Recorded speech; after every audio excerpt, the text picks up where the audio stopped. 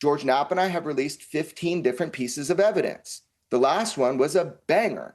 The last one, undeniably, through our government's own analysis, which is what I'm showing you, shows instantaneous acceleration, something that we know physics can do, but any human being would turn into jelly if you were able to. It's called inertia. Look it up. Great word. I had to learn it, right? Instantaneous acceleration means the G-forces would just turn the human body into jelly. You have at your ability now to go online and watch the government's analysis of a UFO, a UAP that they said is UAP, that instantaneously accelerates to the right if you're looking at the footage. It's supposed to be impossible. Problem is, we now see that it's not. We've theorized about it. Witnesses have explained it. Commander David Fravor in 2004 chased a UFO for the United States military and testified under oath in front of Congress that he did so, that it wasn't ours, and that they had it on radar on lock, and it instantaneously accelerated beyond human capability. Wasn't China, wasn't Russia, wasn't any technologically known nation.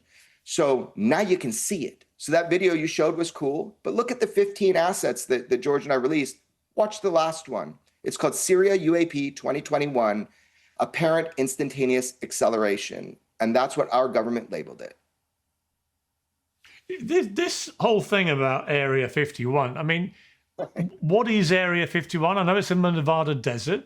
What does the government say is there?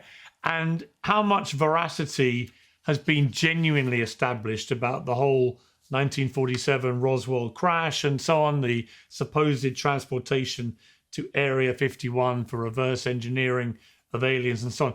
How much of any of this has been verified at all? Yeah, 100% of it has been verified that there was a crash. And this is historic document. There was a crash of something, and it was actually taken to Wright-Patterson Air Force Base.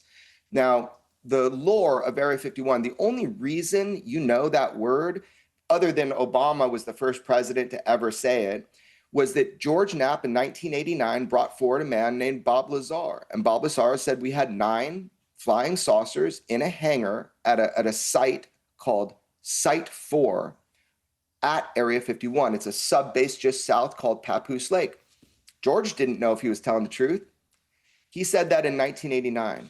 That's why you know the term Area 51 and associate it with UAP or UFOs.